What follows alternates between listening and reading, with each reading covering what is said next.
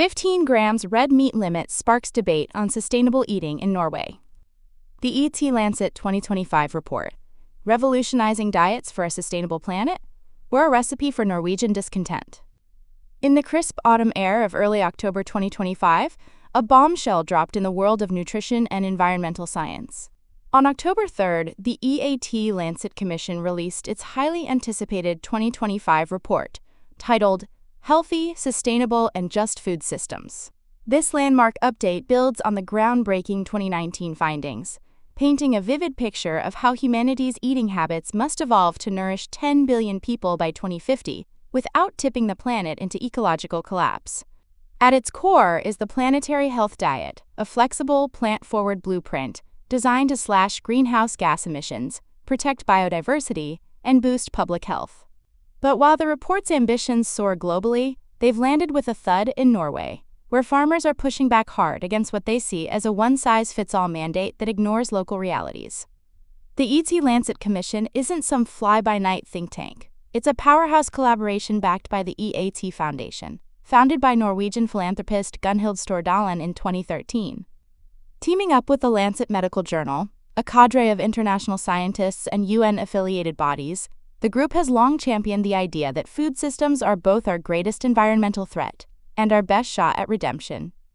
Their 2019 report was a wake-up call, warning that current diets contribute to 1 in 5 deaths worldwide and push us beyond planetary boundaries like climate change and nitrogen pollution.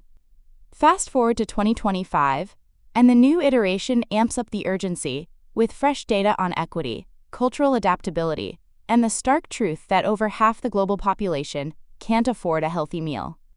So what does this diet actually look like? The Planetary Health Diet emphasizes whole foods.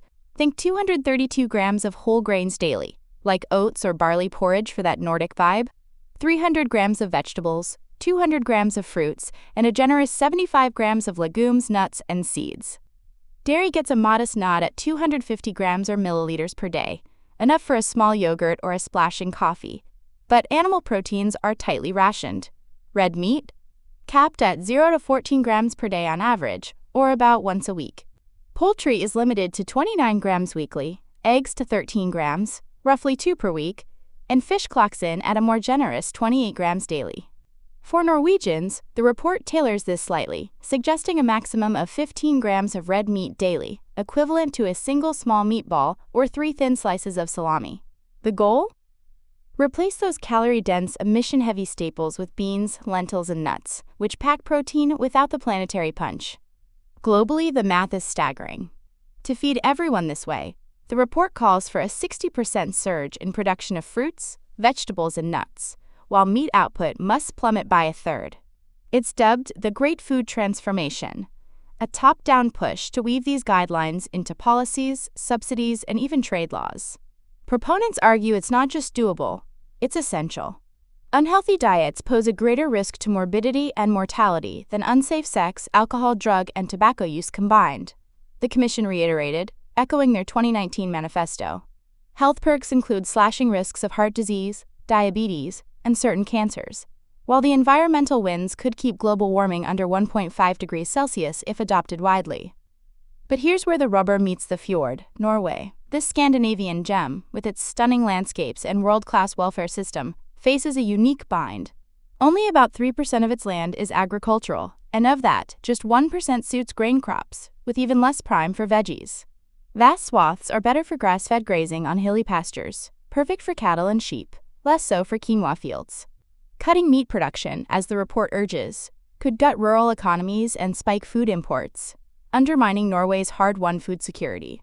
Already, the country imports over half its calories, a vulnerability exposed during past supply chain hiccups, like the COVID-19 pandemic. Enter the voices from the ground, literally. Lars Halvor Oserud, a cattle farmer in the rolling hills of Innlandet County, tends to dairy cows and bulls on permanent pasture. When asked about the report, his response was as straightforward as a plow furrow. They can do their thing and we can do ours. That report is far from how I think we should eat. Oserud isn't alone in his nonchalance verging on defiance. Over in Andebu, Anne Helene Sommerstad Bruserud runs a pig operation that slaughters 800 animals annually. Her reaction? a fiery blend of pragmatism and protectiveness. We have 3% arable land in Norway, 1% that can be used for grain, and even less land for vegetables. If this leads to more imports, it is very unfortunate, she told Nationen, Norway's leading agricultural paper. Brucerud respects the experts. I have respect for experts, but draws a firm line. This is not feasible in Norway. These sentiments echo a broader Norwegian skepticism. In a nation where Sunday roasts and summer barbecues are cultural cornerstones, the idea of relegating red meat to a weekly whisper feels like an assault on identity. Polls from recent years show that while Norwegians are eco-conscious, recycling rates top 90%, they're also fiercely protective of their farming heritage. The sector employs tens of thousands and safeguards biodiversity through traditional practices like silvopasture.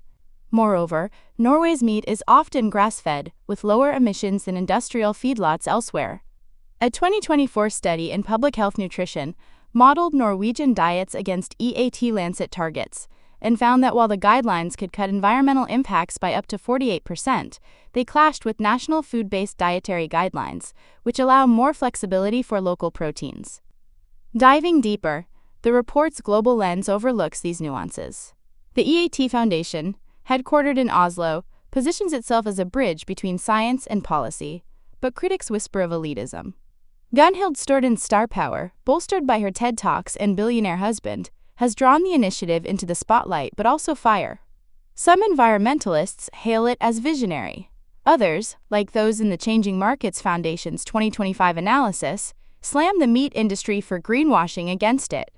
In Norway, the Norwegian Farmers' Union, Norges Bondelag, has been vocal, arguing that sustainable meat from regenerative grazing aligns better with national goals than blanket veganism. We're already leaders in low-emission farming, a union spokesperson noted in a post-report statement. Pushing imports would just offload emissions elsewhere. Yet the report isn't all doom for the dinner table. Its emphasis on cultural adaptability is a nod to places like Norway, where fatty fish like salmon, abundant in fjords, fits neatly into the 28-gram daily quota. And the health angle resonates. Norway's obesity rates hover around 25%, and diet-related diseases cost billions annually. Imagine swapping that salami slice for a lentil stew, cheaper, fiber-rich, and kinder to arteries. Globally, the Commission spotlights equity. In low-income countries, the diet could democratize nutrition, making diverse plants accessible. Nestlé, the food giant, even chimed in supportively, pledging more plant milk hybrids to bridge the gap. Still, implementation looms as the real battleground. The 2019 report spurred pilots in cities like Stockholm and Sao Paulo, but scaling to policy? That's trickier. In the EU, similar farm-to-fork strategies face farmer protests. Norway, outside the bloc but aligned via EEA, could see ripple effects. Subsidies might pivot from cows to crops, but with arable land at a premium, clocking in at just 804,000 hectares in 2021, per World Bank data, retooling farms isn't simple. What if we leaned into flexitarian hybrids, grass-fed beef once a month, paired with wild berries and root veggies? Or tech innovations, vertical farming in abandoned mines, or lab-grown proteins tailored for Nordic tastes?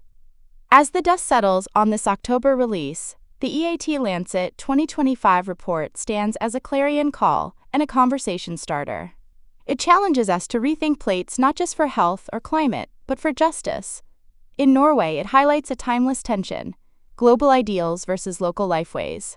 Farmers like Oserud and Brucerud embody resilience, reminding us that sustainability isn't a monolith, it's a mosaic, pieced from soil, science, and stubborn human spirit. Will the great food transformation take root here, or wither under northern scrutiny? Only time, and perhaps a few more meatballs, will tell. Share your thoughts in the comments and explore more insights on our journal and magazine. Please consider becoming a subscriber. Thank you.